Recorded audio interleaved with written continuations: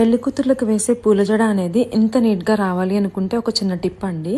So క్లయింట్స్కి మనం ఎంత టైట్గా సవరం పెట్టి జడ అల్లినా సరే, వాళ్ళకి in case advanced hair cut ఉన్నా లేకపోతే వన్ లెంత్ హెయిర్ ఉన్నా సరే ఇట్లా చిన్న చిన్న హెయిర్ అనేవి బయటకు వస్తూ ఉంటాయి అన్నమాట.